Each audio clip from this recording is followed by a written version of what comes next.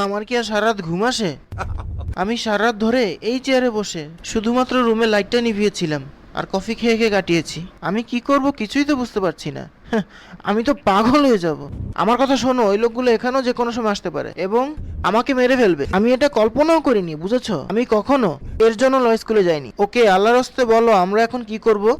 চুপ থাকো, শান্ত হয়ে বসো, রিল্যাক্স। আমরা কি করব তা বলছি।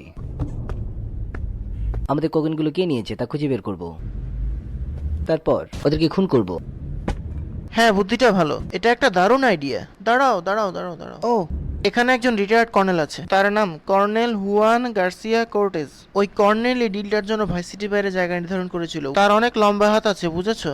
এখন শোনো, সমুদ্রে তার দামি প্রমোত্তরিতে এখন একটা পার্টি চলছে।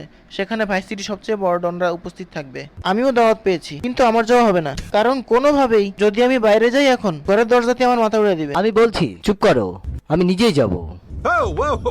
হে পুরাঞ্চাল ভাতেবার, এই কথাটা ঠিক, কিন্তু তুমি যদি এখন পার্টিতে এই জামাটা পরে যাও তাহলে কি অবস্থা হবে বলো তো? মানি জোতার কিছু রাখলা না মিয়া, কি জামা পরছো পোলাবাইনের মতো? কেন, এই জামা কি খারাপ নাকি? শোনো, প্রথমে তুমি র্যাফেলসের দোকানে যাবে, ওকে বলবে আমি তোমাকে পাঠিয়েছি, তারা তোমাকে সম্মান দেবে। ঠিক আছে, যাও।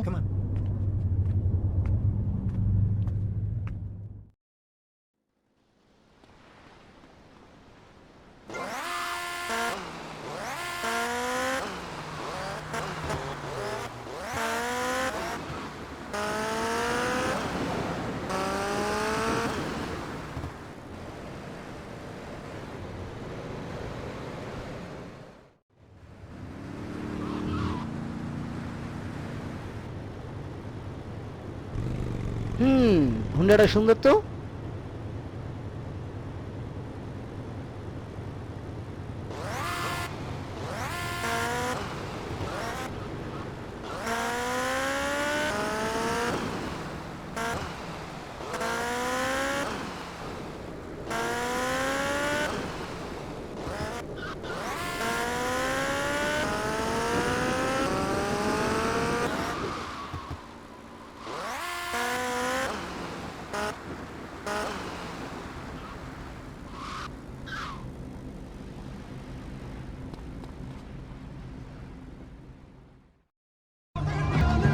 আমি জানি মিস্টার রোজেনবার্গ তোমাকে এখানে পাঠিয়েছে।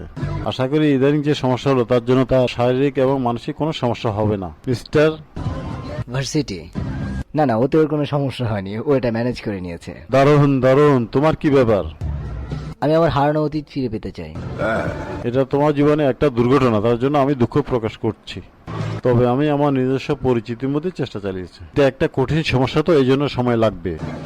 আমরা এ নিয়ে পরে কথা বলবো। এখন তোমাকে আমার মেয়ের সাথে পরিচয় করিয়ে দিই। মার্সিডিজ, মার্সিডিজ, আচ্ছা তুমি কি একটু ওকে আমার মেহমানদের সাথে পরিচয় করে দিতে পারবে? অবশ্যই বাবা। Please excuse me. Mercedes, party কেমন লাগলো? ঠিক আছে, এখন তোমাকে আমাদের বিচিত্র কিছু গেস্টের সাথে পরিচয় করিয়ে দিই। ওখানে আমাদের নতুন সিনেমা স্টার মর্জিনার সাথে আমাদের এলাকার এমপি রহমত মিয়া।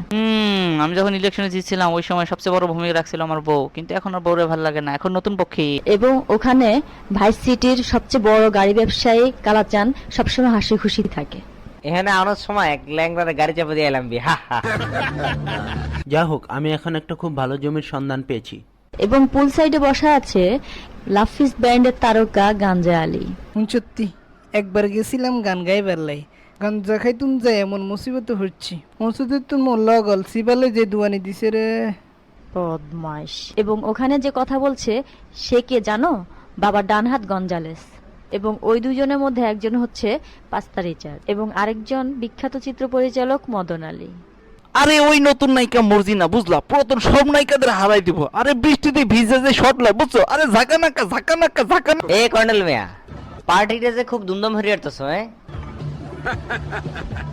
মুই আতইরে কিছু আনি নেই, বুঝলে গেছি। আরে না, এসব কিছু লাগবে না। তুমি কেমন আছো বলো? মগো ব্যবসা তো খুব বিপদের মধ্যে আছে। বিরোধী দল খুব খেপে গেছে গা। এখন কাম হইলো বন্ধুর কামে বন্ধুর আউগাইয়া এবং একটাকে শত্রু কল্লা উড়িয়ে দেওয়া।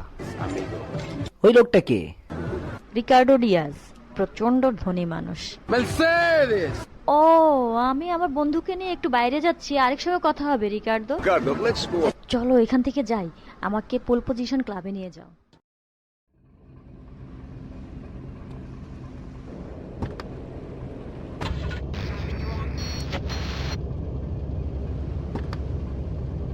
তুমি কি আমার বাবার হয়ে কাজ করবে? হয়তো। একজন ধনী এবং পাওয়ারফুল বাবা পাওয়া আসলেই অনেক কষ্ট। হয়তো।